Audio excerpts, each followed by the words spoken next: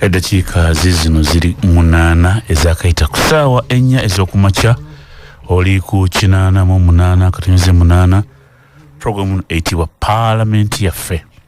Palamenti Yaffe kwebaza okuba nti obeereyo ng'okimanyidde ddala bulungi ye programu eggalawo sabbiiti nga bwe badde etambula.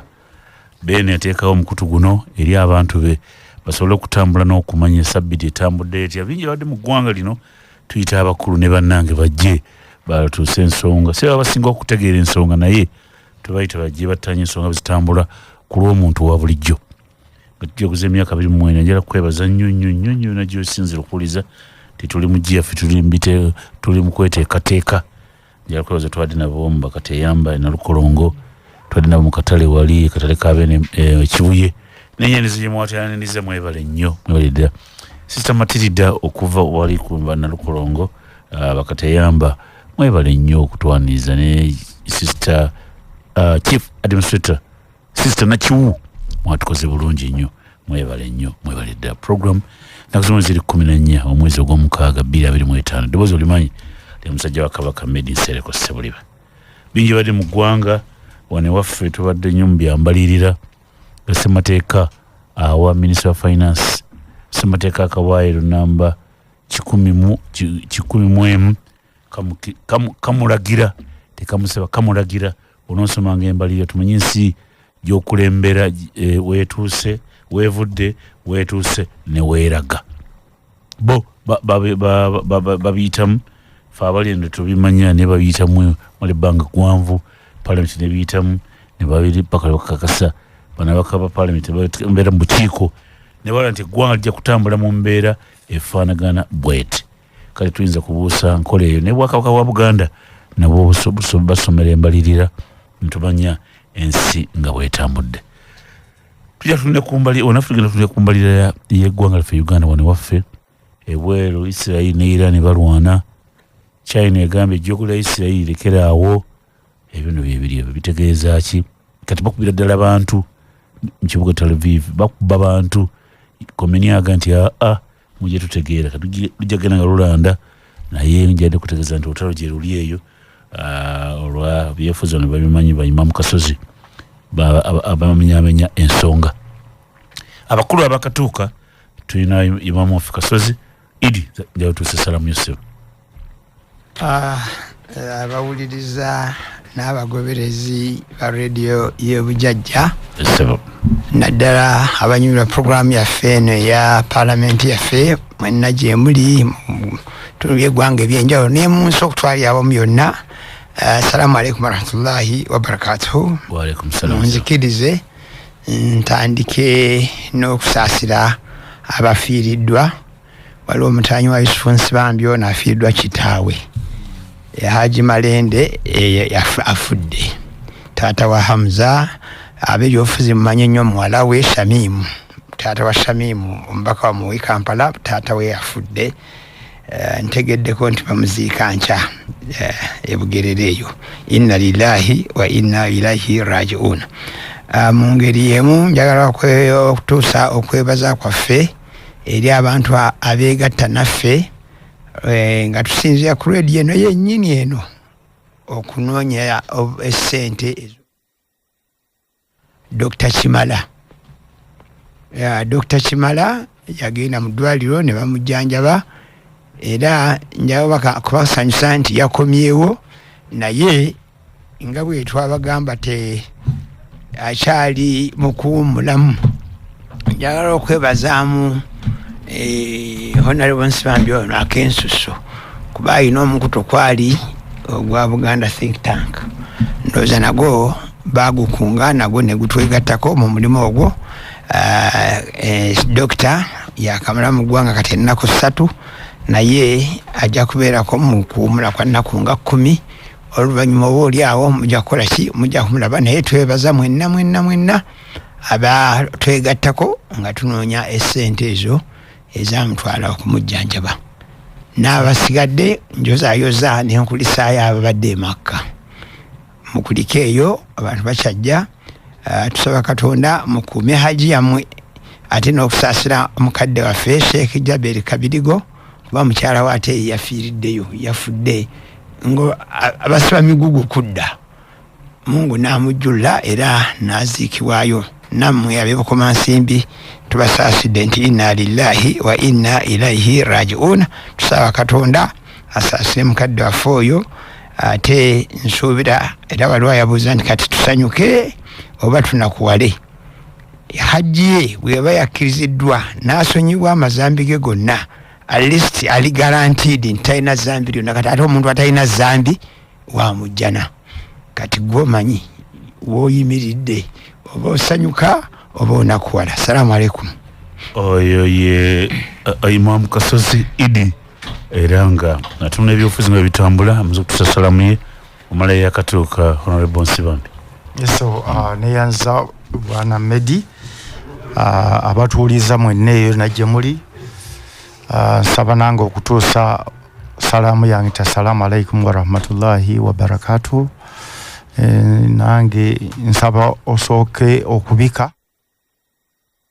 kitaffe mu mbeera yonna Haji Sebuta Kawempe afudde taata wa partner wange Hamza mu Nsibambi andi Nsibambi era ye taata wa Honorable Shamim Malende ali Nairobi mu Bukosofu kitalo ddala inna lillahi wa inna ilaihi rajiun.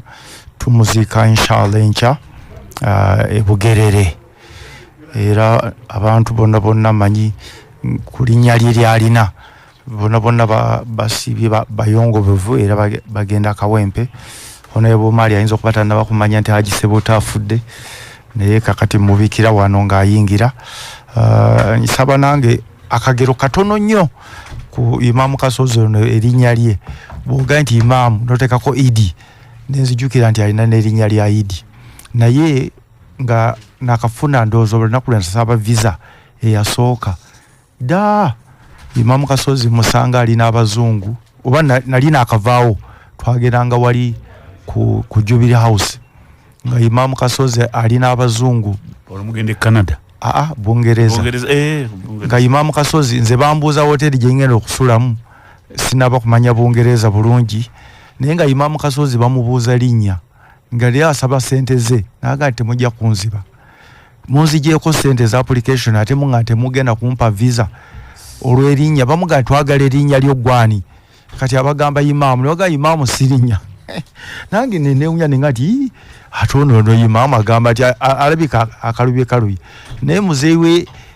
taata waffe yamutuma erya imamu nga tana kufuuka na imamu nga bebi kati ate bwatuuka eno kati ate imamu wange kakati basically olabye ddala muzeeyi bwaga nti kati bakutumye erinnya likulu naye ngamba nti wamukyawamu kakati era namukyawamu musajja we yankyawa naye tewali kyange kyenkola ekikwataga ddiini nga tamanyi naye kati nafuuka imamu kati ekyo kyembali njagala okuwamu ti Abangereza yabaga nti oba munziriza passport yange munzirize naye n'esente zange muzinzirize temujja bambuuza erinnya ggwani nti naye sente bazimuwa sente mu Uganda gwe baali badiza sente za visa application bamugamba linnya ly'eggwani gye bampa yali tematiza je okunyima visa yali tematiza sajja kasozi ono toyanze gabula abatuuse no twegattako asebo nja kusaba Bindi Bumali atuse salamu Yosef oba ngende wasebonya atuse salamu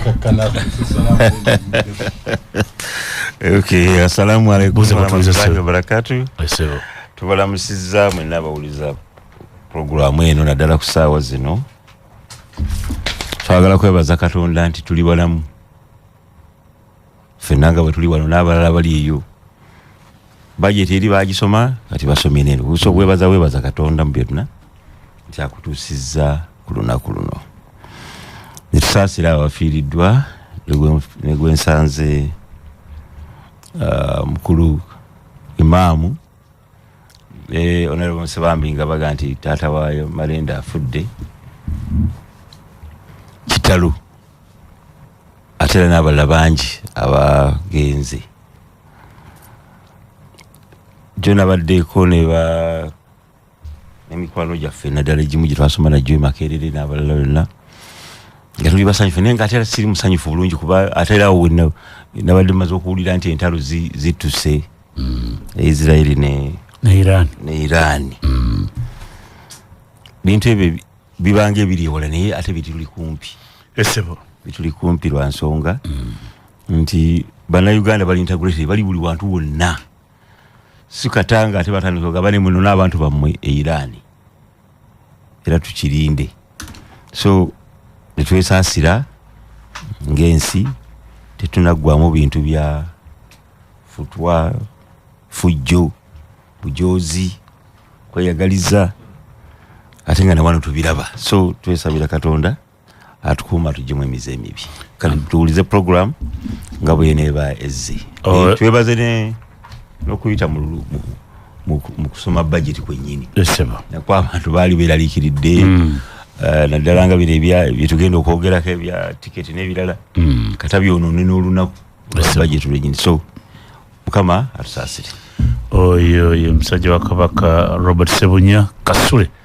sebo Haji Bumali abalonji abatuwuliriza ebuye eyo assalamu alaikum wa rahmatullahi wa barakatuh ne bannaffe ab'enzikiriza eri Mukama mulungi ekiseera kyonna nange njagala Medi kuteeka ddoboozi lyange ku bannange abali mu studio okubagiza ab'enju ya Haji Sebuta tata waffe tata w'omubaka munnaffe Honorable Shami Malende kitalo nnyo kitalo ddala naye ffe abayisiraamu tukkiririza mu kugera kwa Mungu ennaku ze zaabadde zituuse tusabe Allah amusonyiwe ebyo ebyamusobako bannakawempe n'obuyisiraamu okutwalira awamu tufiiriddwa omuntu ow'omugaso ow'amaanyi era omuwabuzi mu mbeera zonna naye bwe bityo nga bwe ŋŋambye ne bannaffe abalala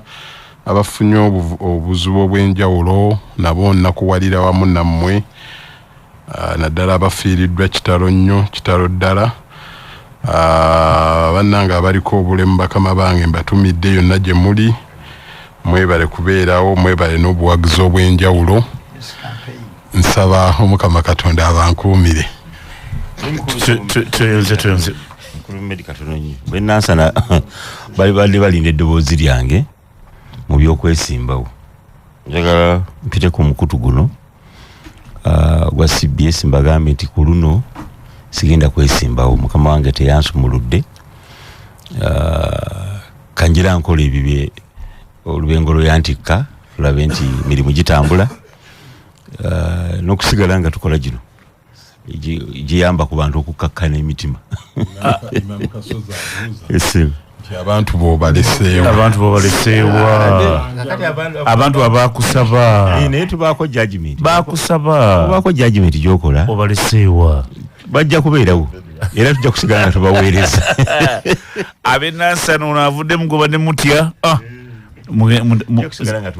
zabika emipiira kati nga bino ebyenguudo webatandise ffe tugenda okubeera ku manju okulaba nti enguudo zonna zikolebwa Greater Metropolitan Kampala ampuliza bakulu abo bagenda okuwa endaba y'ebintu abakulembeddwa Imam Kasozi omubaka Palamenti w'Emakota empya Haji Yusufu Nsibambi tulinawo Haji Mpindi Bumali ate ne Robert Kibirige Ssebunya arake naye waali okulaba nti batembeeta ensonga ampuliza yonna gy'oli ensonga ebadde mu ggwanga eri ekyatambula y'ensonga y'embalirira eno ekirungi nesoma ebyenfuna Nsibambi ajja tuyisa mu katono bw'ogamba budget kyoba otegeeza naye bingi bitwala byemu bikyafuluma President Kasaija yagisomye budget eno n'atula obungi bwa ssente nze bino sikyagala kwogera bulungi bwa ssente njagala kiki kitugifuna gwengeyo gy'oli ti budget fawangulidde wano imamkasozi twalabanga twasomanga yaliko wano kyebayita kakobogo nebongeza minimum salary sinyi kakaaga n'ebiseera ebyo bwemwali temwaliwo fawangulidde ku kyalo omuntu omu sinyi kakaaga bakubye n'akapapula akapya ka ssente kaali ka 10 nakuba papula 6 naye ebyo nabibadde ampuliza ajja kulina kumbalirira Uganda nebadde ba president bali 9 n'abalala bangi batambula nabo naye nga buli baba minisita wa byansimbi twalina Obote oyajja tuva tufuna obwetwaze bwaffe netubufuna ku 62 twalinawo Otemondi Madiono yaliwo ne yajja yatufaako mu 21 yali minisita naye siwa byonsimbi niye bali mbuyinza kuva 19 twafuna akakiiko ka Paulo Muwanga naye yaliwo wano yakulembera ebyokulonda n'ebyensimbi yabirimu Abraham Waligo naye yakola nnyo omulembe gwa Lutwa n'amutuuma Abaganda nga bayagadde omuntu yamutuuma Lutwama endulu nevuga twafuna Samson Kiseka naye yaliwo n'afugako byafuze abo nabadde mu balira ya Uganda yaliwo omusajja wa Express bamutani George Cosmos Adibo yakwatamu wano 9 Kiseka Samson n'amusikira twalina Kintu Namasaka ono yadira Apollo Nsibambi babona ebyensimbi babiri mu Prime Minister tugenda kuleba Mama Mbabazi najja tuba tulyalo Hana Lugunda naye najja abo nabona bazi okulembera eggwanga ebyensimbi bino babitembeeta Amini oboti yasomera ebyenfuna endulu nevuga bintu babisalangako twalindanga nnyina tuyinza kuwogeranga sebuli bali musajja muzibu nnyo ebyenfuna yali abisoma mukadde we nga tayagala oyogere nga basoma budget naye ennaku zino budget ye olinda byebasazeeko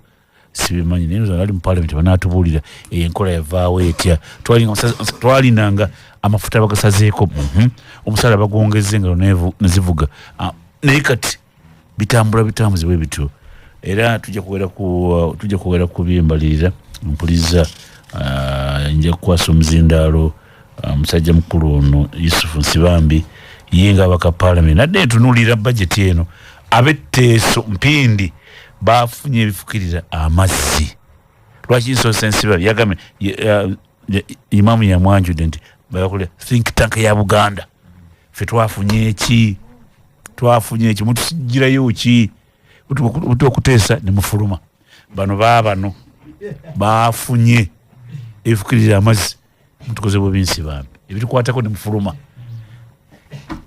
Nsibambi era olina gwa kawaida akala kakwatako ebyokulonda bitokota amaanyi FDC gagiwedde bamemba 2 bagenze mu NRM tuba tukyali awo mu kugula parliament Anita Mona nti your excellency the president abe FDC 9 bamemba parliament basaze eddiiro PFF yabatutte Madam Mona nti mukwana kwa Nsibambi yamanyi gabawedde Nsibambi gamanyi gabawedde ekibiina nga kiweddemu abantu 11 baage go amanyi gabawedde tutemeremu mwene tugenda kwogera ku kikusooka ku byembalirira tulabe kwa kifaananyi kinene bitegeeza ki Nsibambi omusala gwakuboze bano bagenze mu PFF Honorable Nsibambi sebo bukulu Medi nange nsaba okwala omukisa guno okubuuza ku bakama bange betulina bo mu studio imamkasozi Honorable Bumali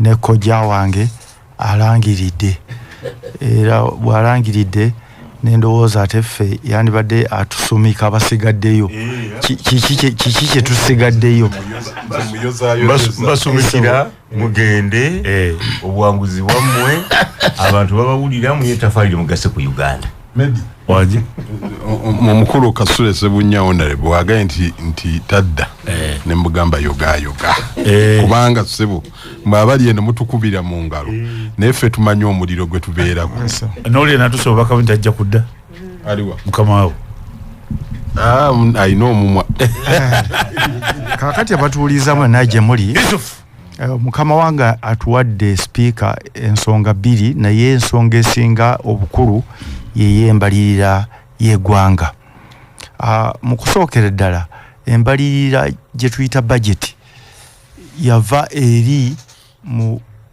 kwekweka luli nga tusobola kumanya nga bwogambye amanda mugaanika kuba tomanyi ddi weneggwera radio eno okubanga buli kamu ke boogedde nga wakawulidde obote nayogere ndulu nevuga temubeeramu kamunyenyega nti ate amanda mugakyuse galina okubanga radio emalako fena twakulira nga budget bwe tukimanyi era ne tukula nga tukimanyi nti budget ngogyeko ganti embalirira n'ennyingiza yesalawo entambula y'eggwanga nga buli muntu nalwe lunaku olulindwa ndowooza mu mwaka okusinga n'ennaku enkulu zino eza Christmas ne Idi wetutuukidde wano ng'ebintu ebyo byakyukamu nange okusooka nali sikitegedde naye bwe omala okutuuka mu parliament naye ndaba kituufu budget okutambula mu ngeri gye yatambula naye bange eyita mu mitendera gy'eyiseemu.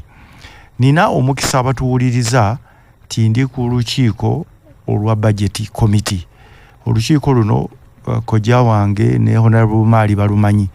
Buli muntu yenna ndowooza mu parliament lwe yeetanira atuuleko.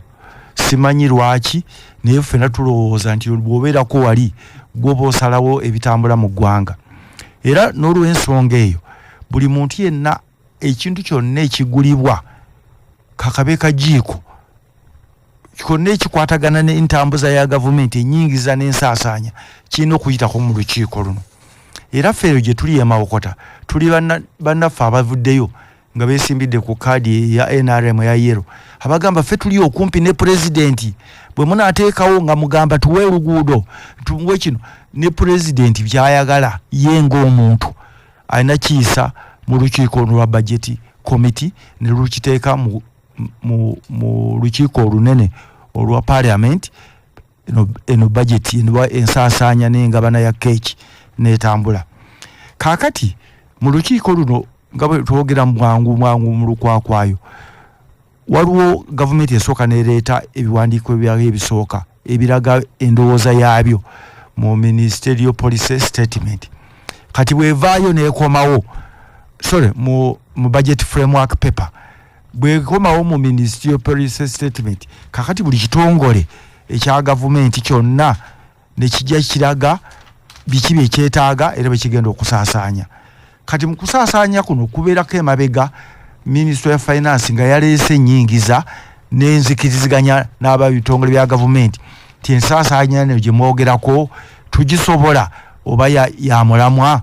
Kakati omulamwa ogwo gudda mu lukiiko luno olw'abantu bano benjogeddeko abatono balinga 40 babaka ba parliament kwentuula ne lusalawo nti bano bye baleese bye baagala wammanga bisoboka. Kyenjagala nyimiremu ko olw'obudde mutusonyiwe tuyinza obutayogera biki bye tuteesa naye abakulembeze bonna n'abakulu be bayita ba accounting officer ab'ebitongole byonna bajja ne twogera nabo permanent secretary PS bonna ba PS n'abalala ba accounting officers abamu ebitongole ebimu kati nga civil aviation tekirina PS kirina director general kakati naye ajja abo bonna aba Uganda Airlines bonna bajja buli muntu yenna ajja mu ngeri ye. Kakati bwe bajja ne tutulana n'abantu baga nti kakati bye mwagalako bisoboka oba bino bye birina okuteekebwamu enkola n'amaanyi. Nenjagala njogera ebintu bibiri mutegeere obuzibu bwe tufuna. Mu kusookera ddala NRM kizibu nga gavumenti twalowooza nti gavumenti eno oba ng'omuntu yenna afunyiza obuvunaanyizibwa obwokulabirira abantu mu kulondebwa okutuufu oba okutategerekeka naye nga gwe walayizibwa ekkololo yandibadde etunuulira budget ng'efa ku muntu ya bulijjo. Bagenze ne bagaa nti eno budget yankulaakulana na muntu wa bulijjo naye mu ssente ezigabiddwa zonna ze twagabye obuse ye trillion 72 obuse 34 bwe tulowooza okuŋŋaanya mu misolo obulala tulowooza kwewola wano n'ebweru. Katoyinza kukola budget ng'ogikoledde kwewolera wa muliraano obanga bw'otegesa omukolo naye nga buli kimu okuva ku ntamu n'emmere egenda okuliibwa olowooza jjejja bweru. Ekyo tekisoboka era bwe buzibu bwe tubadde tulina nabo mu budget committee nti bannaffe bali batusinga omuwendo. Bwe mugenda ne mwogera mmwe bino bye mwogeddeawo boogera birala ne mwogera nga mwena mulabika mutegeeragana naye bwe bafuna obusimu gye buva budget y'abantu bana gwenyinza okwogerako wano ye pulezidenti abalala bonna abalala bajja ne bateekamu amaanyi gaabwe. Buli muntu yenna ekitongole kyagala okuyisa ssente kirina bwe kiyita gyesaagala kwogera kusasamaza bantu naye bwe bagati gundi agamba yeki ku nsonga eno ng'ababuuza ye mukama wammwe ababakulira mu bukiiko. Kakati n'osanga waliwo omubaka omu gwe mmanyi na mukyala weeyo yajja naaga nti nteekawo omukono nga tatulangako mu nkiiko n'ebitongole ebyo ne124 bye twasisinkana kumbalirira naye nga yabuuza wateeka mukono agende.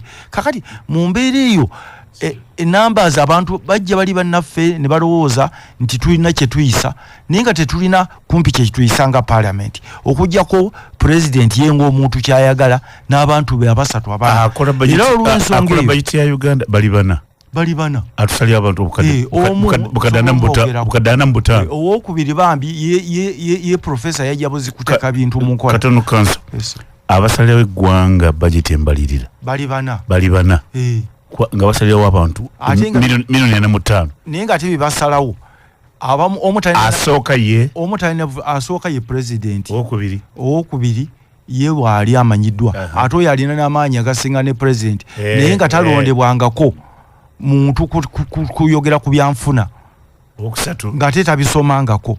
Owokusatu bambi yateeka mutesi mu nkola kutematema kubanga ye bye yasoma ye PSST Ramanzani wange Rama kakati gobi basically abalala bifaananyi. Okay. Kakati basebo ne banyabo mu mbeera eyo ebintu ebitwogera ku ffe twogera kakiiko biri mu bintu bisatu ebirala byonna bijjabuzi tulowooza byanfuna manye bikwatagana n'ebyobulimi kubanga byonna sente zino zitugamba okuŋŋaanya obuse 7 tubusuubira nga Uganda kutunulira bya bulimi naye bw'otunulira bajeti y'obulimi temulimu wadde tractor temulimu bw'ogamba nti bigimusa eggwanga lirina emmwanyi zijjudde naye abantu mu byalo ne bo bawendokwa kanze katono sebo njagala ensonga eno ngimalirize sobole nako okwogerako ne ku FDC katono. Bw'olaba entematema y'eggwanga sente zonna ennyingi tezagenze mu bifo bye twalowooza ng'ebyobulimi ebya obulamu health n'ebyenjigiriza. Sente zonna zagenze mu bintu bya security defense erina obuse 10 ate nga waliwo n'ensawo eri enzibiikirize ya classified. Kakati tuli mu kuteekawo embeera eya ntalo wano tuwali ggwanga lyali litulumbye ebbanga lyonna emyaka 4 gavumenti eno gyebadde mu buyinza ffe tuwakula entalo e Congo e Somalia kakati ne Sudaani ne tuteekamu sente z'omuwi w'omusolo ate nga abaana baffe bafiira musanya. Kakati era olw'ensonga eyo ffe ne tutuula ng'oludda oluwabula si kujeema ne tubaga nti tusobola kgenda Kololo kuteeka stampu mu bubbi obw'enkukunala bwe tulaba wano nga bajeti y'abantu 4 bawuddisa abantu abanaku nti babawadde sente ye mu PDM akasekamu eggwanga lyonna milioni 4 ffenna kubanga n'abaana akabebi nako kalya ku ezo sente za PDM ate nga za mabanja naye eggwanga lyonna bawadde akase kamu n'ekitundu ke bongeddemu abantu bambi abanaku ne bakuba mu ngalo bwewulya nti milioni 10 yoli 10 alabangezizza wakaawe naye 10 kye bakuwadde gwe emmotoka emu yokka ze batadde muno ez'empewo mu bajeti eno gye mulaba egula milioni 405 ya muntu omu agivuga ne driver. Kakati ate nga ne driver mugenda musasulira ku sente ziri ezaki ez'abadriver. Kakati nze tulowooza gwe bajeti gitunulire wakaawo gwe werwaneko mu kaseera kano tusobole okukyusa gavumenti eno embi ey'omubi entuufu erituuka nga tofudde sooka gwe olwaneko genda mu nnimiro teeka emmwanyi kekereza owerere omwana wo oliise omwana wo bulungi aleme kufa naawe oleme kufa osobole okwerwanako ng'osobola okufuna artist panado. Kati mu mbeera eyo sooka wetunuleka kubira ngalo ng'omaliza ensonga eyo bajeti ekifu bannaffe abalala baafunye nakwadde ekyokulabika abatteeso baafunye Buganda twafunye eki Buganda ekyokubiri mwenamwe mwafunye sente nga parliament babadde trillion namba mwava ku 2 naye tesobola byogera ebya trillion bya parliament ffe tubeere tukati abantu bano tesobola efunye bifukirira ono kino kirina okuzzako kiragenda kibuza imamu abasomesa ba artist baboogeddeko ekikulu nnyo byenjigiriza abasuubuzi mikwano gyange engoye bazipimira mu kilo kati group ekibuga so mugizo kyogera ekigambo yogera ekigambo sentence nti eno budget si yagwe omuntu owa bulijjo okay budget y'abantu bannakigwanyizi abadde batunyigiriza ebbanga lyonna okujja nga tumaze okufuna eddoboozi liryo gwe ng'omuntu wa bulijjo wakyaliwo ekizibu mu mbalirira y'eggwanga esebo kati mu kadakiika kamu bakagirire wano nkamale amaanyi FDC gagiwedde ekintu kya FDC bagenze abantu basebo ne bannyabo FDC ng'ekibiina kigundiivu FDC si kibiina ky'otunuulira nti okitunuulira ng'ekibiina ekyawano ebbanga lyonna kye kibadde ekibiina eky'oludda oluvuganya FDC kye kibiina ng'ogyeko NRM ekirina ababaka buli katundu ka Uganda yonna tulina ababaka ababadde ab'emambuka tulina ababaka abavudde Teso tulina ebugisu tulina ekasese tulina mu Buganda tulina ebunyoro kakati mu buli ngeri yonna tulina ekabaale ne Rukwinjiri kakati FDC kibiina si kya bulijjo era abantu obasonyiwa bwe bavaawo ne baga yiiki ekigenda maaso ne basebo ne bannyabo bwe twali mu gavumenti ey'abannakigwanyizi ey'omutima omubi ng'akikulembedde yalangirira nti wanaatuukira 2026 tewajja kubaawo kibiina na kimu ekivuganya gavumenti kakati olwo olukwe lukyaliwo olunene era FDC ebigitambulamu bitono nnyo nagamba bakanda bange abo abaguddewo kino ekibiina PFF nti teweetaaga kufuluma kutereeza kibiina kikadde olw'ensonga ez'omuntu omu oba ababiri musigale wano kakati ebbanga lyonna ne bamala omwaka mulamba ne baagala baggalewo FDC ne baga tekisoboka kugala mateeka ne kibalema ne bafuna omukisa ogubagulizaawo ekibiina ekipya ffe ng'aba FDC ye position ya party twalumiddwa nnyo okuba nti abantu bano baavuddewo mu butanwa oba mu busungu kibi nnyo okukolera mu busungu naye mulimu ate abamu be abatambudde nga bo baagala kwegwanyiza kukola ekibiina ekyabwe nga bw'omala okufuluba ekibiina ekigundiivu nga FDC abantu onobagamba nti oliriddawa noga nti akangendeko mu nuupu nze abakulembeze ab'oku nuupu ku ntikko benjogerako baku ntikko si bano ababulijjo ab'oku mitimbagano naye ab'oku ntikko baŋŋamba twagala abantu basatu mutuyambe mubawe kyonna kye mbawa baleme kujja kuba tetuyinza bakkiriza kujja eno kututaagula ne bambi bw'oboogera nabo balowooza nti eri babaagala nnyo naye abakulembeze ku nuupu ku ntikko bwe kiba kyetaagisa njja kubasaba njogere nabo bagamba nti abo abasatu tetubaagala naye no mu bantu be balobanga abantu abaagalwa ennyo kakati naffe ate bwe buzibu obulala bubaddewo nti waliwo abantu abadde bwe basifunye woofiisi eno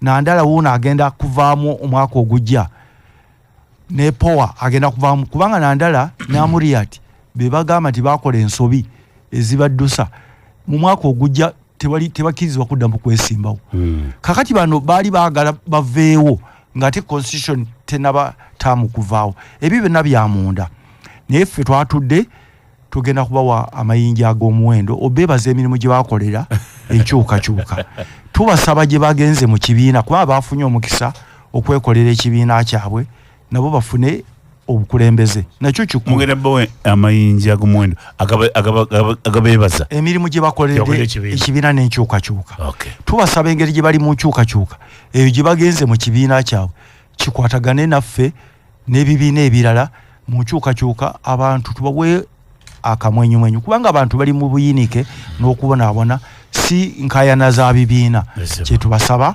n'okufuna omwoyo ogutagamba nti bo bazze ate kulwanyisa obukulembeze obutambuza enkyukakyuka oba butambuza mu ngeri ndala bo constitution ebawadde olukusa ogenda okwesimbawo wabula kyenjagala okubuulira bannayuganda nti abo bonna abaagaa nti bakyusa omwenda si kituufu bwana Medi era speaker yakoze kikyamu kubanga omuntu etteeka ligamba omuntu waddembe okukyusa mwaka ogusembayo naye yena alina okulekulira mu mukono gwe tewali n'omu yawandiikidde speaker mu kulekulira era omubaka Atkins ow'ekasese kakisabe ye abantu bayagadde n'okwokya ennyumba ye najja nanga nti ewaffe nze sinaba nakulekulira waliwo omubaka abakyala babiri baŋŋamba tebaweemu omwezi gumu naye yalabiddeawo erinnya lye nga balisomye. Kakati eyawandiisa erinnya mukwano gwa speaker ye yawandiika bino n'awandiika biri, ye yawandiise ku lwani, kubanga ne booga nti wawandiise ku lwa kibiina, ekibiina tekinaba kuyita delegates conference kuwa bukulembeze. Ate mu parliament ekyo kikolebwa kitya? Olina kujja mu parliament gwe n'olekulira ng'omuntu n'oyetula n'akamwako ngenze n'eri n'ekibiina gy'ovudde kirina bw'ova mu kibiina bw'olekulira. FDC nze nandibadde mpandiika nga whip kalondoozi nti abantu bange bano bagenze, tebajja kuwa speaker ne bakuwandiika direct, kubanga si gwe bafuga, si gwe kakiiko k'ebyokulonda electoral commission, si gwe abagazeti ng'obaleeta mu parliament. Ate n'ekibiina ky'oyiga PFF mu parliament ekinayo mubaka n'omu nti kinayo kalondoozi wakyo akikulira. Kakati bino speaker byakoze aze abikola n'ebikwano gw'ebbanga lyonna ne office FDC okutuuka kakati abagirimu balala kati neye atunula butunuzi n'abakozi abakola mu office yange tebabasasula. Kakati tebagala kuwabira parliament. Kakati embeera yonna eyo ffe tetugyewoonya kubanga gavumenti eri mbuyinza eyagala buli kibiina nga kifudde, FDC efudde, DP efudde, walabiyadde embalala. Kati UPC eri buli yemu twekutuddemu akaliro mukawulira omukulu agambe nti 2026 tewajja kubawo kibiina kimuwakanya okujjako ye.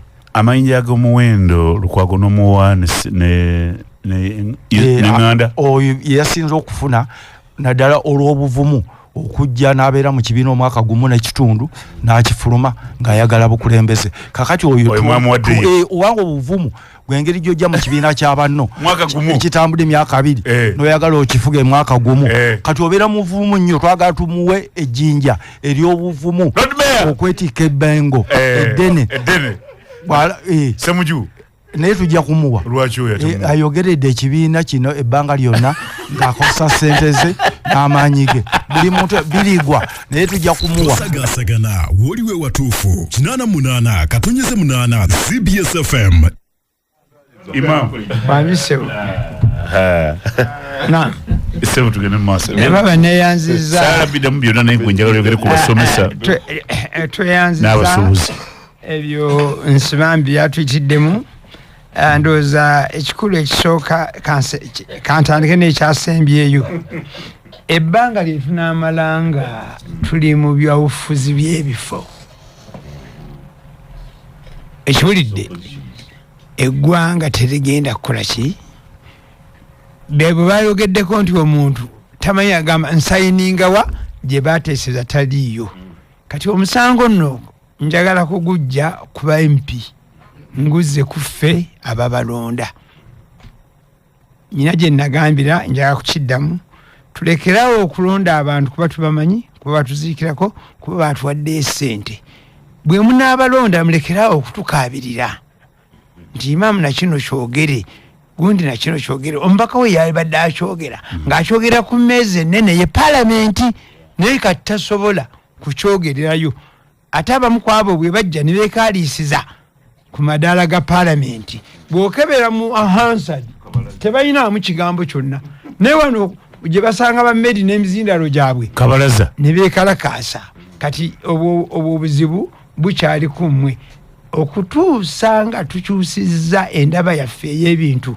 Tukyakaaba nnyo kubanga bw'otunuulira parliament erimu abantu 529 ne kuliko abatali abalonde. Kugamba singa bonna batunulidde mu reality mu parliament waliwo abantu balinga 50 bebayi mu pya batuufu. Abalala bonna bajja mu nkola yaffe ya Afrika etafaayo muntu mulimu gwe yagenze kukola, omwezi gwe guggwa ne bamusasula. Mu nsi endala bavaluinga ekyokoze, they do evaluation ne bagamba nti twakutuma nti ojja kukola ABCD tolina kyokoze, mukyo kyokuwa $30,000 ojja kufuna 15. Ekyo ne kimuteekamu amaanyi. Kati abantu abamu plenary tebamanyi naddi lwetuula, baasemba lwe bajja okulayira. Abalala komiti zino zennyini, kuba komiti zigoberera nnyo, batuulamu ne ziggwa nga twebangako yadde nga nsi omukono okwogera. Naye be babaka beemuleeta. omwogezi omu yagamba nti society deserves the leaders they elect. Katugenda mu mwaka gwa tuligenda mu kulonda. Ebyo bwe mutabitunulire mukyakaaba nnyo, mujja kukaaba mukaabire ddala. Eyo nga nvuddeyo, budget kintu kikulu kuba kwetambuliza eggwanga. Naye bw'oyaza budget gye tulina ey'obuse 7.2 bajja kugamba nti mu reality bw'ogenda okugigattagatta eyinza oba tulina budget ya busenga 3 4 oyinza okunoonya nga tukola ki buli mu mpapula na mu bigambo. Era zino zennyini ze batugamba tetumanyi okujja ku ebyo ebitongole ebisaale okugeza ebyenjigiriza ebya transport n'enguudo nga bwe zifaanana mwe tuyisa ebyamaguzi byaffe awamu n'ebyobulamu bwe bigatta bisinzaako katono nnyo. Ebyo bisatu bitongole byonna by'amaanyi bisinzaako katono nnyo ekitongole kimu kye bayita ekya defense. Naye nga tetumanyiiyo bantu bateekateeka kutulwanyisa oba betubadde tulwana nabo, ekigambisa nti ebitundu 14 n'obutundu 3 ku 100 obwa budget tubuteeke mu defense. Kati bakugambye waliyo bali be bayita ebitoogeddwa nazo bonazigattako ojja kusanga nga Ministry of Education, Ministry y'ebyobulamu, Ministry ya Transport neya Agriculture, Ministry nyenkulu eggwanga lino kwe lyabadde litambulira bwe libagala kukyukakyuka okufuna enkyukakyuka ey'omuggundu nga tebiweza ssente ze bawadde Ministry ya Defense. Ekyo kya nnaku. Kati bwe tuveeyo tugende ku bintu bibiri byenjagala nze okusimbako essira. Mu budget eno twasuubira nti bajja kutuyamba bagonjoole obuzibu obwetulina, ng'obuzibu obwo buli mbyanjigiriza abaana baffe gye basomera, nga naffe ffenna tuwa omusolo, naye abasomesa abasoma abegattira mu kibiina kye bayita Uganda Professional Humanities Teachers Union. Naam, tubadde tugamba nti budget mugiraba ebitongole ebikulu ennyo ebirimu omusingi ebyo byalibaddeko omusingi ogukyusa eggwanga byonna bwe bigatte ssente zaabyo teziwera bitundu 20 ku buli 100. Mbimenye ebyobulamu, ebyentambula, ebyenjigiriza, awamu n'ebyobulimi. Ekigedde kuba ebyo kwetambulira abantu balina okuba nga balamu bwe mba mwagala okukulaakulana bwe ziba endwadde buzibu. Abantu batewanga bayigirize nga bagoberera ebitambula. Abantu bateekwa kubanga abasuubuzi balina kwe batambulira amakubo malungi ebyamaguzi bituuka. Abalimi n'abalunzi balina eddagala, balina basobola okutambuza nabo emmere yaabwe neeva ebyo balimye byonna ne biva gye biva ne bituuka mu kibuga nga birungi. N'oyinza okugenda n'okungula ennyaanya we zituuse Kampala nga 50% zifudde. Tezifudde kubanga oziragajjalidde n'ekkubo kw'oziyisa zibu. Ate nga transport gwe tulina tannatuuka ku leve eyo. Kyovula ateeka buteesi mu bokisi n'ettambula, abalala bayiwa mu buyiyi. Byonna ebyo byonna ebiri perishable wogenda obituuza mu katale nga byonoonese olw'okubanga amakubo si malungi. Naye focus yange eri ku byanjigiriza. Mwe abazadde muyinza oba mwewuunya abaana mulaba bakomawo eka oba abamu batudde ogutundutundu ogunene, ate nga abantu abasinga wano basinga kusoma artisi. Abasomesa beediimye era 9 ku buli 100 mu ggwanga beediimye. Gwoyinza oba olina abaana bo masomero amanene, amasomero anene galina PT enene, abantu kwe batambulira. Kakati abano aba Uganda Professional Humanities and Teachers Union olwali ennaku z'omwezi 16 bawezezza ennaku 10 nga tebasomesa. Bagamba lwaki tusosolwa era mujjukira simanyi wa president yawubwa oba yali akitegeeza yagamba naga nti abasomesa ba arts tebalina mugaso naye nga bye bamusomesa ate kwatambuliza eggwanga okitegedde abantu fenna abali wano simanyi wa science bano liwa byanfuna bano simanyi wa science naye simanyi babyetwogera birina amagezi oba bakulira amagezi mwe abatuulira oba nedda kakati balyoke babawuddise bagambe nti basasulako bamu ate tebasabye kinene abasomesa bagamba nti kale bayimbadde obukadde 6 ffe mutubuna owa diploma mu muwe 3 ebyo byonna tebabiwulira nojja kwewuunya nti section emu bali abasayansi bwe bajja mu kirasi basomesa abaana bakyaliwo abalala n'amasomero gwa mangi ag'omubyalo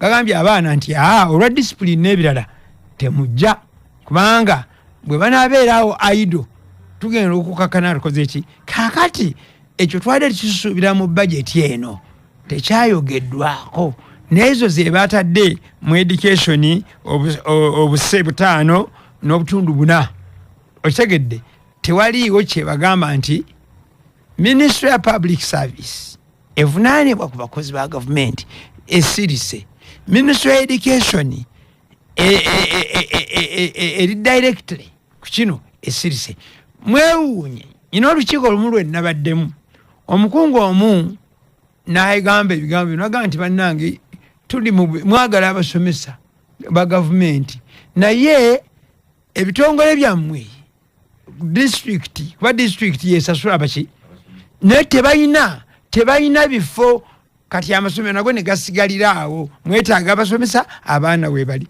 kati bwe tunaddeyo ne twebaka bwebasi ne tusirika njagala tukole ki twalibadde tubakola ki kati palamenti eno gye mulaba nayo bambi eyina ebizibu byayo era kyoba ono byadde kugamba nti oli yavudde eri nga talina nagundi yonna nagamba gundi negundi bakyuse nga tagobedde mateeka ate yagakwasa olwokuba nti maybe olutula lwe babaddemu lwadde lwanjawulo mwali temuliimu kukwandika mikono procedure ani gamba kyayise buyisi okitegedde naye oba oliawo lwaki kyayise kubanga ye ng'omuntu yabadde ku mukolo ogumu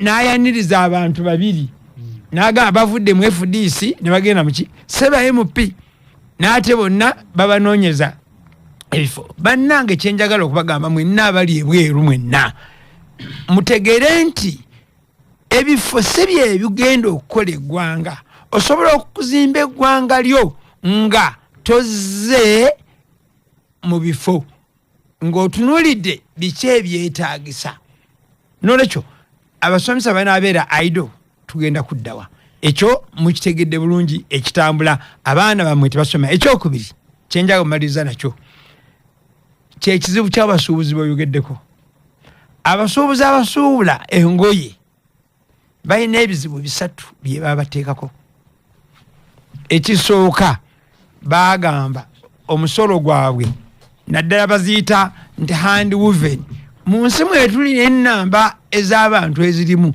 tekyaliyo ngoye ze batungisa ngalo olaba n'abamakanzu g'emmende agamu basooka gatunga ku byala ne balyoka bagattagatta wano aw'engalo kirabike nti kyangalo ab'emmende betumanyi wano be batunzi abaki ab'engalo abatungisa engalo kakati ebintu byonna olw'ennumbers byakola kikakati bagamba olugoye balupima mu kiro kakati oyinza ogenda n'ogula olugoye siringi 15,000 naye nga luzitowa bwe baluteeka ku minzaani ne luvaamu kiro 2 kitegeeza lugenda kusasula omusolo gwa $7 7 luyingidde kati $2 nga 600 bw'oteekako kositi n'ekyo tonateekako transport n'ebirala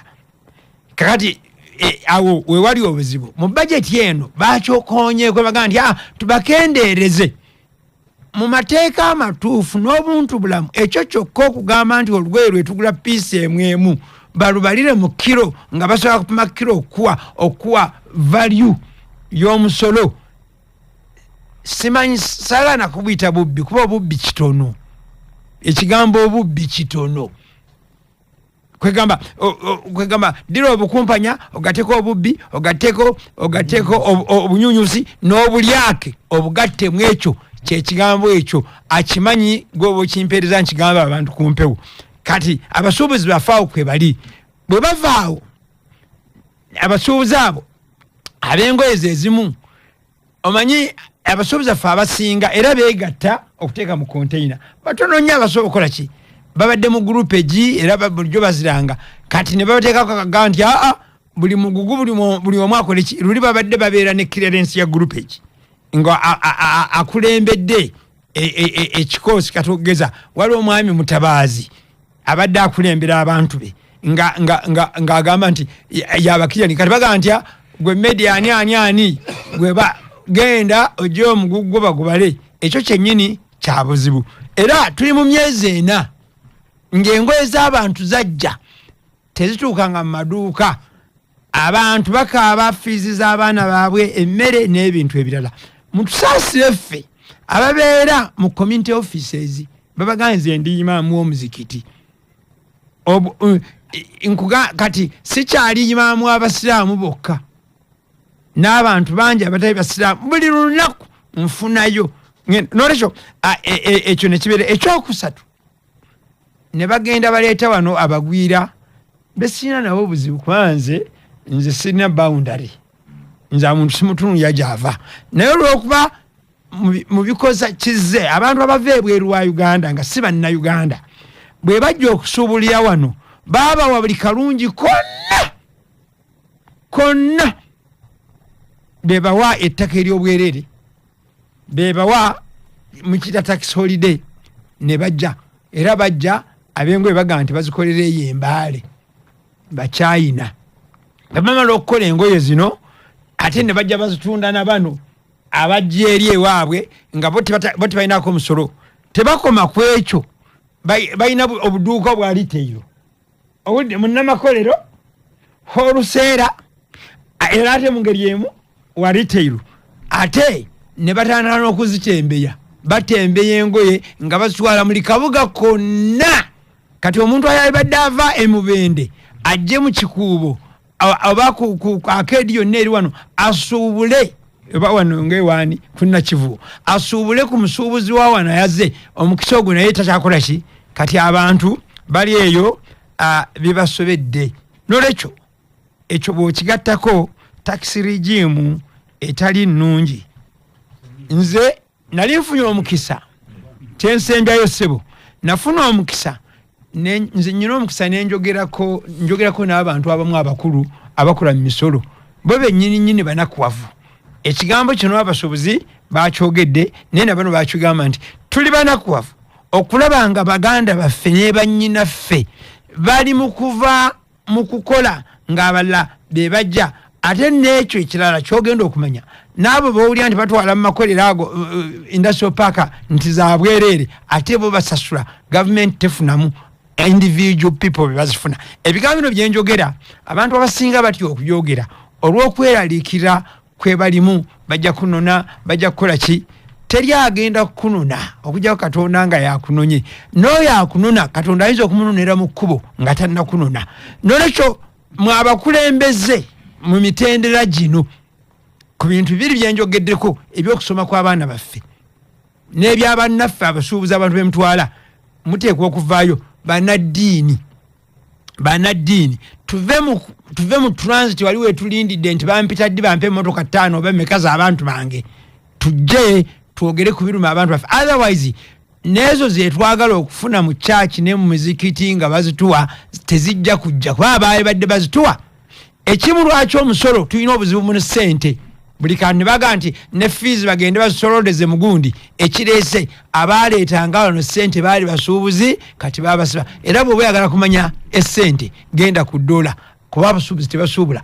Dola yasse neeva mu 3,700 kati eri mu 3,626 kirungi eri gwe mu kulabako nekitegeeza nti essente teziyingira tezifuluma kati ate bano abagwira be baawa tax holiday buli kawungeezi buli omu agenda n'awayalinga essente ewaabwe tebalina development yanjawulo gye bakolano naye omuntu waawano owa bulijjo yajja genda akole eddundiro ajja genda alime employinga ne bannayuganda baldayo ebbali ekyo then eggwanga likyuke asobole okuweerera n'abaana be ekyo kyekinuma ekyo nkyogedde ku lw'abasuubuzi ab'engoye abalina obuzibu obwo nkyogedde ku lw'abasomesa nasomesaako kumala emyaka nange nali wa arts naye obuzibu bwe bayitamu mbumanyi tusaba gavumenti nga ne parliament kati nyina no bempe babiri bwe mugamba parliament matter of national importance yimiriro jogere yadde bino byayise ku basomesa ba arts awamu n'abasuubuzi baffe ab'engoye. Medi neyanziza naye olwaleero ndowooza omudamu omunene tugutadde nnyo ku budget nakusooka njagala kutereezaamu kubanga waliwo ebibaddewo nga naye si bye bituufu ebiri mu budget. Ekyokusooka muganda wange Honorable Nsibambi yabadde ayogera wano ku percentage ya revenue gye tuyina ne tugenda okwewola ne imamkasozi azzeemu n'akikoonako wano. Ekisooka njagala kubuulira abatuwuliriza nti budget eyayise ebitundu 6 ku buli 100 zigenda kubeera nsimbi ezisolooze eziva mu nsimbi zaffe eza Uganda. Ebitundu 4 ku 100 bye bigenda okuva mu grants ze batuwa n'okwewola. Kitegeeza Uganda egenda ku financinga budget yaayo ebitundu 6 ku buli 100 ate enzimu tugenda zifunanga grant oba grant kyeki Honorable Sobunya mu Luganda za bwerere bazituwa buwi tetuzizaayo katate kuliko ka portion akatono akokwewola. So eddakiika ziri 17 ezakayita ku ssaawa 5 radio gy'oliko omukutu gw'owuliza guyitibwa 88 programu eno eyitibwa Palamenti Yaffe abataddeko emizindaalo abantu babiri basobola okufuna obubaka. Mwebale nnyo mwebalidde baŋŋambye wano tuli wano bataddeko wano mwebale nnyo mwebalire ddala. First Park Resort eri Buloba ku miles 9 ku luguudo lw'Emityana balina bintu bingi ebisanyusa wamu n'okuzzaamu olamu. Mu byo balina cottages zino nnyumba zisulwamu ez'omulembe, balina swimming pools ez'abato n'abakulu, ennyanja okunyumira ziplining empanvu n'ennyimpi, ekyennyanja kigwenyini gw'okyevubira wali mu nnyanja yaabwe nga kiri fresh n'okisiika. Ebyeso by'abaana abakulu n'abato ebifo mumakolera embaga kazibe embaga 3 ku Forest Park Resort e Buloba ku mwezi 9 babirina. Era basaayo nnyo okulaba mu bwanyuma emmotoka z'empaka ze bayita bagi bazivuga. Bongera okutegeeza nti balina kye bayita team building activities n'ebirala bingi. Ekikulu kya byonna kati omuntu yenna Munnayuganda Forest Park Resort Buloba gyolina okugenda n'owummula. Balina cottages sandi babeerawo balina music waffe omukadde oyo waliidawo ebiseera ebyo eno wali ekyennyanja leeta ku bantu bo beyagale. Osobola booking emmeeza nja kutwala famire yange ng'okuba essimu 0753 00 5 oba 0758 65 229 oba 0773 14 509. Mujje ku Forest Park Resort e Buloba mukyuse obulamu tusangibwa ku mwezi 9 ku luguudo lw'Emityana. Abakyogero abakola ebizigo ne sabbuuni ebirungi ennyo mu kulongoosa olususu bakuleetedde ekipya mu katale bwali eyo sabbuuni w'emiti ayoza ayitibwa Ecosta washing bar soap. Kuno sabbuuni ayoza wa muti ali mu bipimo 2 ali mu kilo ne half kilo yozo tukuze engoye zo ne Ecosta washing bar atalaba ku mavala amuka bulungi aleeta ekyovu asangibwa maduuka gonna mu supermarket wamu n'emmotoka ez'abakyogero zitambula egyoli bongera kutegeeza nti beesiga mu bizigo ne sabbuuni ebikolo birongosa olususu ne sabbuuni ayoza wa Ecosta naye mutwale kubanga tujja kwejusa omusuubuzi ayagala omusuubula okumanya ebisingawo balina essimu 0754 55 723 Solar Power balina kalonda ina kuwatagana ne solar balina bato ya solar empya esokedde mu ggwanga eyitibwa super capacitor nga ewangala emyaka 45 beddu balina offer eri abamasomero amalwaliro banka n'ebitongole ebirala byonna bano bakugambye gebagezeeko aba Solar Power abalina bagaya balina kalenda ina kuwatagana ne solar balina capacitor ewangala emyaka 45 beddu balina ne kamera ekika kya kalavu eziraba ekifaananyi kya kaladi mu nzikiza bwoka solar amataala 4 solar okuli TV 75 kalebe yone one bill z'amasanyalaze Solar Power basangibwa Masaka City ku kizinga kya Jimpuga Kampala Road kisinga namba 7 e Kampala basenguse bali ku Lubaga Road ku hotel y'omulembe itibwa John Hotel bobo buzingo kupira ku simu abe mwina solar power bali ku 0758 15 19 14 pindi Medi mbadde nkyagezaako okunnyonnyola banna Uganda nti ebitundu nkaaga ku buli 10 eza budget zigenda kuva wano mu Uganda ate ezitagenda kuva wano ezigenda okuva ebweru ziri ebitundu 4 ku buli 10 n'ebitundu 4 ku buli 10 ezo mulimu grant ate ne mbamu ne loan siringa wakanya naye ntuto buli kusoma budget sebunya bikule kitawo kipeja 28 ochimpero mkulu asome nabadde mu kwesoma kao madam speaker sir madam speaker madam tandikirawo soma akaliwa soma beja 28 wagula wali madam speaker resource envelope the total resource envelope for 25-26 amount to 72 trillion. This is detailed as follows. Domestic revenue amounting to 37.55 trillion, of which 33.94 trillion will be tax revenue. 33.28 trillion non-tax revenue and 328.6 billion local government revenue. Domestic borrowing is 11.38 trillion.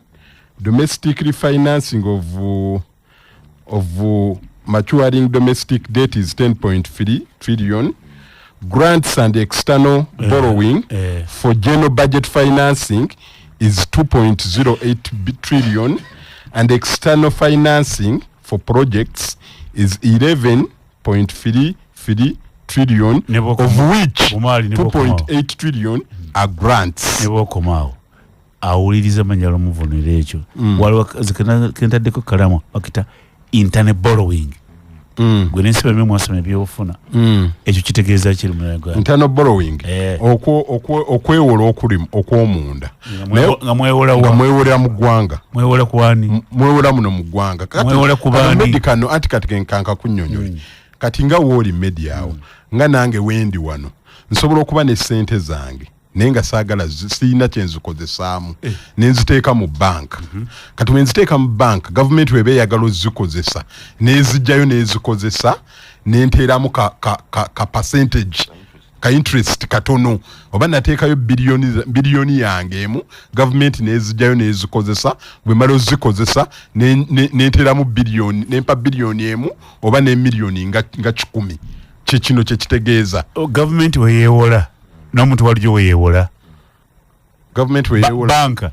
government bwegenda okwewola sente ku internal borrowing government bwegenda okwewola sente ne muntu waliyo wagenda okwewola banka yemu Kisinziira. Banka yemu. Esobola okubeera yemu. Oza banka ewani. Ewa government ebeera omuntu wa bulijjo. Esobola okuwa government. Olwo nze ne nfunirawa. Omuntu wa bulijjo. Ate banka eziwola ziggwayo. Gwe gaba government njagala kwewola. Olabe bakunoonya. Government egenda kwewola ku ssente. Banka yemu. Imamkasozi Idi naye agere mu banka yemu. Mpole ssente. Owa banka anaawolani. Banka terina gwetawola kasita obeera ng'olina abaagala okuwola onoona bosi bambi akubuulire.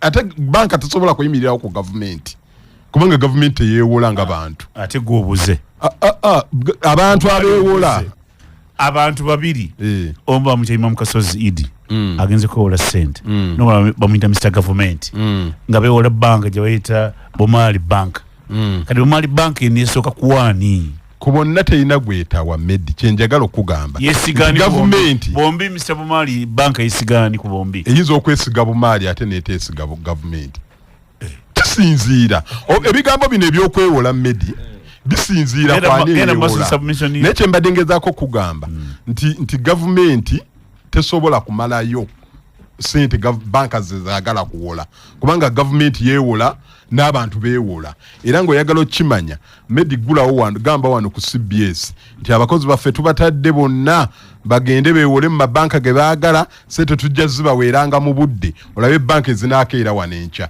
mpitirivu onoona bosi bambi abimanyi mu parliament basiibaawo n'obutebe maliriza ensonga zo so ekyo njagadde kujjayo ntereeze ntangaaze ku bantu abatuwuliriza. Ekyokubiri njagala kutangaaza ku nsonga ya defense. Mpulidde wano imamkasozi agenze n'agamba nti trillioni 14 nazo zagenze mu security naye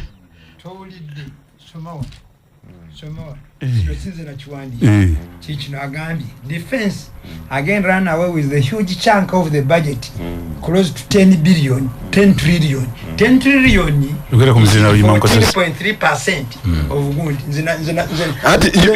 statistics bakuba imamu tompadde mukisa kumalayo point yange angeze nengamba kigambi kino kiwandiike kale abakiwandiise bakubuzizza naye omwana kubuza bubuza nikyamuza obuzizza imamkasozi kubanga ezo 9.9 trillion ziyina ebintu bya mirundi 3 ebikulu ziyina kansome ate bwoziteeka mu security oba ozibuzizza ati kati ziri bwe ziti ekintu kyange mbadde bwe twali tusobanga compare and contrast kakati kyembaddeko nendeeta ebitongole ebirala bina ng'ebitongole ebyo bina kwe tuzimbira eggwanga ebyobulamu ebyokusoma ebyentambula n'ebyobulimi kubanga Uganda bw'ojjamu ebyobulimi tuba mu buzibu era lwaki tetuterako abannyo tulima emmere yaffe n'ebaawo era kati bw'ogenda luli omuyembe gubadde gula 13 kati gula siringi 10 omuyembe Medi point yange imamkasozi kyayogera kirala nange kyenjogera kirala ye imama agamba defense ne kansomera abatuwuliriza bagamba Madam Speaker next financial year I have provided 9.9 trillion for consolidating Uganda's security through continued modernization and professionalization of the security agents, improving the welfare of security forces, undertaking the general election of 2026. Setuzo kulonda zonna ziri kuzino 9.9 trillion. Zakachuko kebyo kulonda. Nemberamu defense uliriza. Defense yagenda ndi mu byokulonda. Ati ekyo kitegeeza nti okulonda kufudde nga tekunatandika ndoza muwulidde atuyambye nnyo okusoma kino kuba ekyo mbadde nkyamalirizayo ne Medi n'ekirala ekirimu increasing access to justice, law and services, strengthening immigration and border security. Mulimu okulonda, mulimu immigration, mulimu justice law and order kati awuliza ayagala kumanya ne electoral commission sente ziri omwo kwa byonna bisomeddwe omwo bigenda ekitegeeza kooti zavuddewo bwe mwayisiza etteeka epya tugenda mu kooti z'amagye Lady bino byensoma bye biri mu budget nze ngambye bwenti budget eno wona ogisoma mulimu ebintu bingi yange nze njikuwadde yes budget eno wona ogisoma ebintu tebasoma buli kamu tebakaawula waliwo ebintu bye bagatta ne bagaa kino naye tekitegeeza n'otekamu amagye electoral commission teriimu wangi n'otekamu amagye electoral commission teriimu ennaku zino budget etambulira ku program based yes kiki mu Luganda program kitegeeza nti tugatta atungaba tumono gamba security governance law and order ne batu banga batambulira bombi mukono mwa nkasula nyambi obudde bwange ojafuna kati kitegeeza departments lyendala Ministry of Justice nebira tebiyina programs tyoke tuziteeke mu magye ekyo kibuzo kinene bomali malize ensonga Medi omutwe gwa budget gwa budget line yo gugamba security good governance and rule of law kikino wana babigatta wamu good governance and rule of law it's a program kubanga tutambulira program based budgeting kakati njagadde kutangaza just kubanga impression yabaddewo wali yabadde eringa eraga nti trillion 9.9 zigenze mu security naye nga trillion 9.9 mulimu okulonda electoral commission mulimu court zino zonna mwe tutambulira mulimu ne security mulimu ne immigration kakati awo njagadde nawo ntangazeewo akasembayo Medi imam kamalize tosagala abantu kubula njagala atuyambe abikule ku page okuli Ministry of Justice oba bateyinamu bagigase ne defense kyekibuzo babigase imam tovola bansose nenkusomera wali imamu kyagamba kituufu nti wano bigase olw'obudde osome budget naye eri mu budget committee priority areas zigamba ki mulimu batagambulance batwage eddwaliro ne bw'obigattira wali ng'eddwaliro wadde biliyoni 2 batutangazizza kifaananyi kyakuwudiisa batutangazizza abali mu budget committee priority areas ezo tebaziraga Sego tuse ensonga sebo kakati zebagambye gundi erimu component 3 era nazisomye security rule of law ne governance yetwala trillion 9.9 kakati njagala kusembayo akasembayo era ku imamkasozi oba gundi nekyo tekibadde kyalukyamuzi imamu aina kyayogeddeko wano kuba suubuzi baffe ekyo nze nakirese textile ne basuubuzi mikwano gyange ne garments okupemera mu kiro obaga omugambe gundi omusanvu omulimbye mpulidwa ogamba nti kiro babadde basala $7 nkugambye ono mwizi yali mwizi mubi mbako na kusomesa ali kubye nnyo ngambye nti olugoye singa manevaamu kilo 2 kyategeeza agenda kusoma $7 kubanga eri ku 3.5 naye mu budget ino bagitadde ku 2.5 no era ziba zifuuse 5 naye nga alugula 15,000 which is $1.5 ng'ogakuluweera omusolo oguli 10 times than the cost. Senze wazigula kyembadde ndeeta mu point eyo nti omusolo guli ogubadde Philip ogubadde 2.5 bagusaze de guva mu $3 n'obutundu 5 negudda ku $2 n'obutundu 5 ogubadde mu textile zibadde $3 nezidda ku $2 ne bbiri nazo zikyali nnyingi okusinzira ku buzibu abasuubuzi baffe be bayitamu naye ekyomukisa omulungi buli tugenda tupushinga okulaba nga bagusala tuyenze eddakiika ziri 22 zokka zibale okwera essaawa 6 kyekikuluma mugongo amagumba gasese tukagabata discs ne ganyiga nerves mugukuluma onye bana kujjanjabira ate bagamba bakutwale India jangu wano bayitawo Kawempe ojiba wali eggwenero ly'omugongo sente ntono ddala ate bagamba basobola okujjanjira kawaka kyabita home care treatment ne bajja wakana kujjanjaba bano bagambye batuukirire bali mu maaso g'akatale ke Kawempe awo ku plaza eri awo Kawempe plaza bajja kujjanjaba jangu okujjanjaba omugongo neddala ate ku sente ntono bali ku simu 075 19 3300 076 5 5835 oyalaka sente kamane ngamala dio kwewola DFCU ekutegeeza nti ajangu ofunike waise DFC mobile loan osobola kufuna loan buli sawa yonna nyangu ate yanguwa tewetaga teta mpapula za kunyiga paperwork nyiga *240# ogatandikirawo quick banking app funa kikuba kikuyambira ddala bulungi nnyo tugenda mu maaso ng'ate tuliwamu ye DFC bank n'engeri ng'amizibwa bank enkulu ya Uganda Bank of Uganda sente z'abakasitoma zikubirwa Deposit Protection Fund of Uganda kutuuka ku bukadde 10 n'ejjukira amateeka n'ebiragiro bigobererwa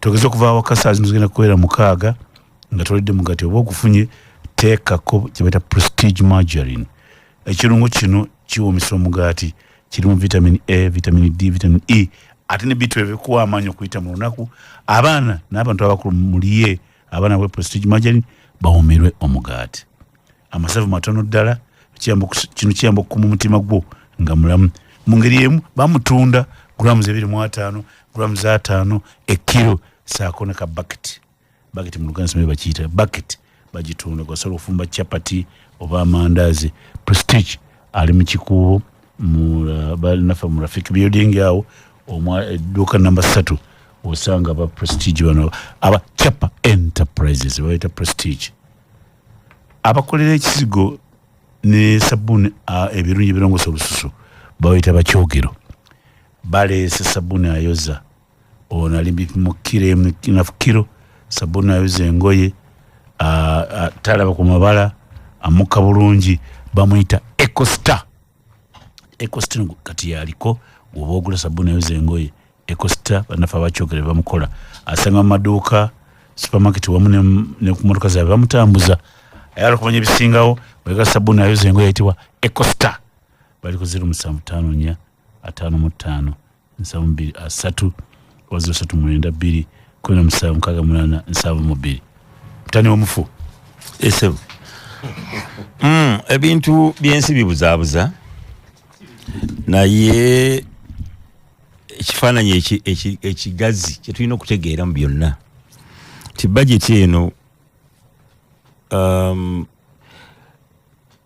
abantu balina okumanya nti yakyuka si bajeti eri gyetwasomanga kuwo gyebasomanga kugobote ey'emiwendo bajeti eno ejja mu kifaananyi ekitutegeeza ffena mu Uganda nti we are a liberalized economy twata akatale tetukyasoma bajeti esoma miwendo gya bunzaali ebirimba dendibuuza ebyo badde byavaawo abebweru babitugobako sina kutugobako babulambulula gavumenti esobola kusuubula era obusuubuzi ne bagigobamu akati gavumenti kyekola infact eno budget tugiyite enabling budget ekola enablers nkugati eteekawo emiteeko buli omu n'azanyiramu n'akola kyayagala kyetuyita free market economy nti enkumbi gye bazigula sukaali gye bamugulira kati akatale keekola kokka demand and supply yo gavumenti kyekola kuteekawo miramwa emigazi ekyokubiri gavumenti eno ne bajeti eno tugiyita incremento nti eyongerezaako bweyongereza byebadde ekola emyaka 5 emabega egenda eyongerezaako bweyongereza mu luzungu bakiyita incremento tuongereza kati waliwo projects ezimu eziweddeko ezo zifuluma era mpulira okulya nga bagaye basaze sente mu agriculture olusi project ebeweddeko emirala tulina projects empya wali omukulunzi bambi wali projects empya eziyingira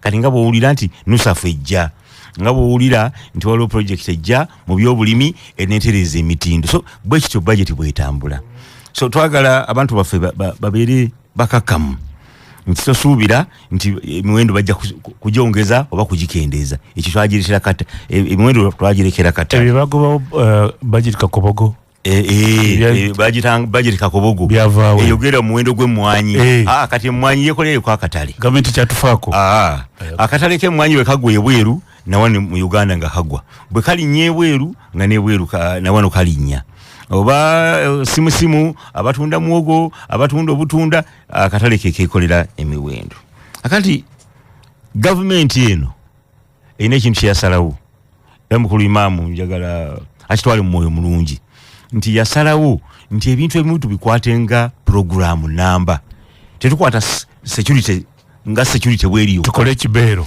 tukole ekibeero bwe twogera ku tourism ebyobulambuzi twogere ku tourism n'enguudo zaamu eziyamba ne national park tuzogereko nenga twogera ne ku ebyo ebirala bye tukola internet bwogenze mu game park internet jeri bwetekayo omulongooti ebyo ebanga etadde mu tourism so tukikwata batuyita mu luzungu bakiyita program based budgeting akati government yasalawo president Museveni yatera okukyogera nti twagala tukule government eno economy tugikulaakulanye emirundi 10 tugikubyemu emirundi 10 of course bwagamba ekyo basettinga target yeyo ekisooka obukulu tetulina sente zidduka ku speed yeyo kiki okola ngo oyagala okudduka speed ne bwoba oli waka nga medi osobola okwewula noga nti emmotoka njagala kansasuleko haafu ekisigadde nkyewule mba manje mpola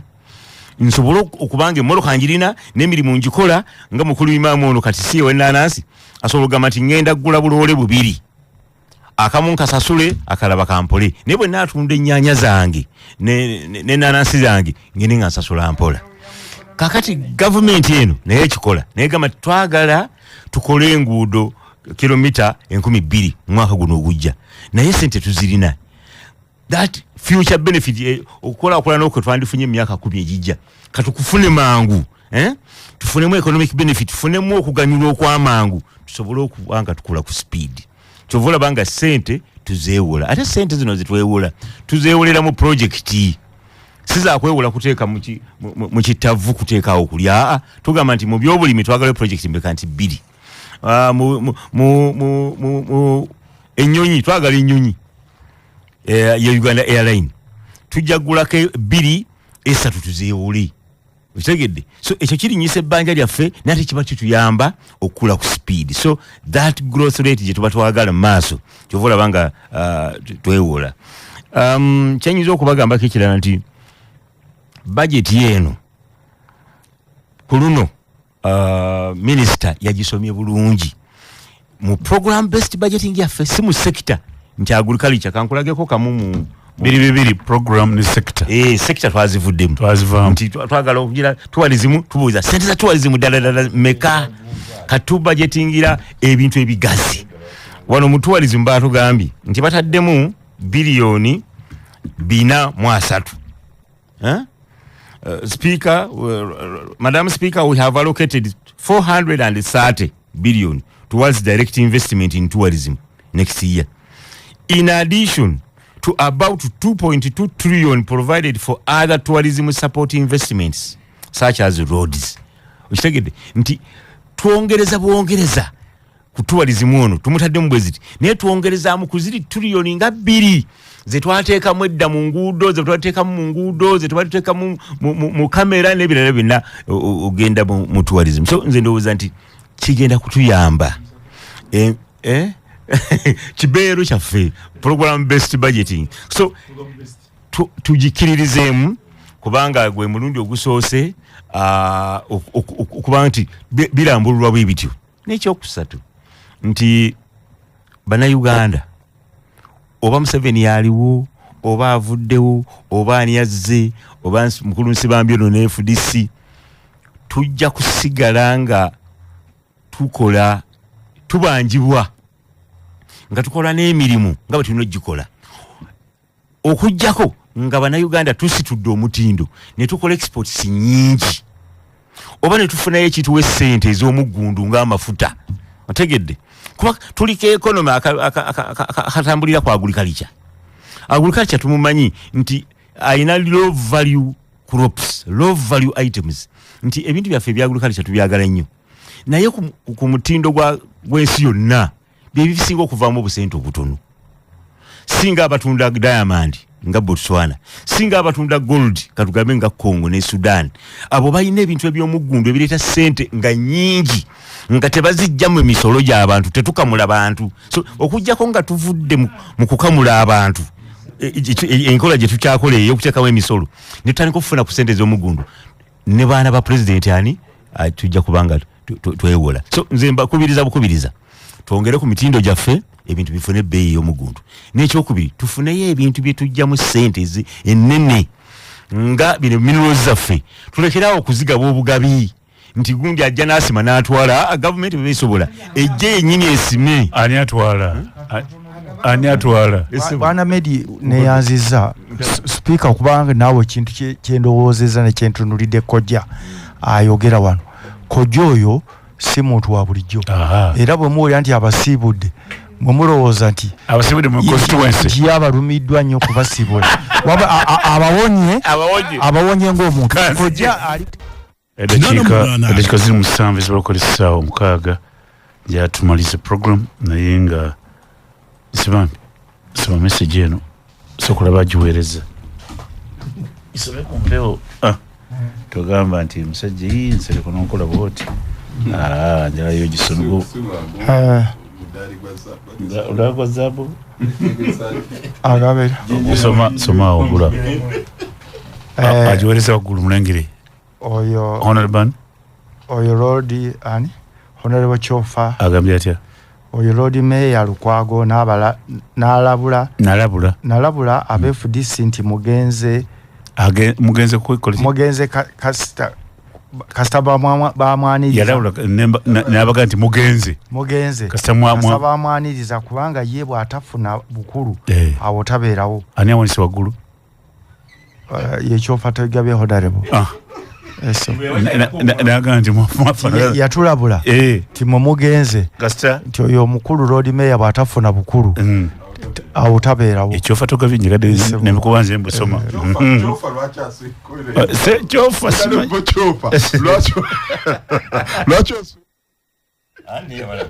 yabalabula nti ye kutubereza munnaye kale ssebo tuli tutumbudde ogutali musango Inga David kubo abakulu abali mu studio bonna musizaako muze ne mutugamba awo nti temufuna amakula natandika okwewola ne gavumenti nengamba abo tutuuse nenjukira kiri kitwala makonti tulina abakungu abali mu ggwanga wano nga balina ssente ate nga za bannayuganda zibadire mu kigamba nti tuzuuze gavumenti baziteekako amagoba amangi. Bannayuganda tulabye nnyo tulabye bajeti ng'amasomo bannayuganda tutuusi tugitegeramu yadde tetunuulidde bulimi tetunuulidde muntu wa wansi nga tunuulidde bapenati medicine etunebuuza tutumente mu kikereereza bannayuganda kubanga okusooka kwa byonna luli twateganga buledi etugamba nti kati bajeti eno kati babe eyambye etya abantu ba bulijjo naye naddala wano mu Buganda abajjudde ebyobulimi tetulaba kimugamba nti omuleese kutweteka ku magoogola oba mutukoledde kati bajeti ya Luganda etunuulidde baani kino kyannaku amasomero bagawadde mmeka? Hello owemmere sebo bali kuweereza program bulungi kale semwe bali kuwuliza sebo ndi mu kibuga kya Lukwago sebo nze mugeri w'abakanika bagenda mu omudaali ewanya na yimba aliwo kuba omudaali Lodi maliriza sebo waliwo gwe pulida yogera ku Lukwago omusimanyi Lukwago bw'atajja simbe bw'atafuna kiponani Chofa yagambye nani mugamba singa teyali Lukwago kimanyi oti baani mwadde ofiisi Chofa togabye ate yali kijjoko yajja kulwanyisa Lukwago kitegeeza bw'ataba woli abatakola nkusibule ngeze ku budget ne basibami bantangaazeemu onalibo nsibami budget enyigirizamu ku bannayuganda palamenti inako kali justimenti oba egamba nti kano ongezeemu kano kagenderemu wano ekirala emisaala gyammwe ndaba bagyongeddeko ssente mbu nno Chemuyinza kukaya nako nijikendera mukensembyayo. Mutugamba sente. Hello. Omukuru Medi Seriko. Sebo. Assalamu alaikum wa rahmatullahi wa barakatuh. Wa alaikum salam Sebo. Nje musandi mchukura ky'omulodi. Kanso nsibantu kulamusiza Sebo. Ne imamkasozi. Kakati kanse tuguze kijja gy'oli Sebo. Otugambye nti otuula ku budget committee. Ate era gwe y'omu otugambye nti budget volongoto. Kakati njagala okumanya. Kufulireho. Njagala kumanya bumanya. Okay. Hello.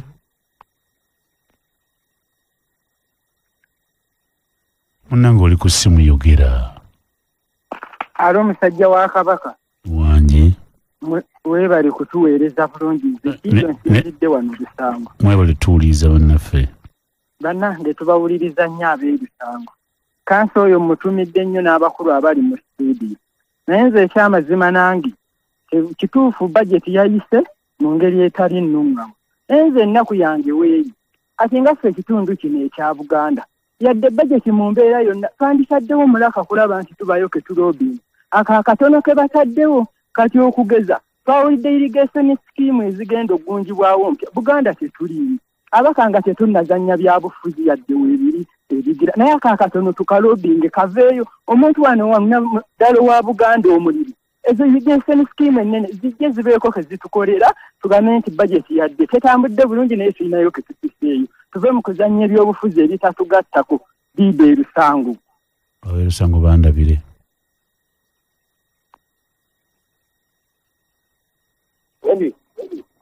Eba nikuweereza. Kale munange. Ndakyali tulibingambira na muŋoona. Esimbo oyitamu ng'oyogera. Palamenti nsaako nsonyiwa. Abakulu mbalamusiza okujjako omukulu Ssebunyanda oyo Mpindi bosi Jabbalamusa. Kakati Palamenti njagala okutegeeza. Budget ekyatuyamba twagirindanga bwe twabeeranga mu kyalo nga n'okulima tetulima.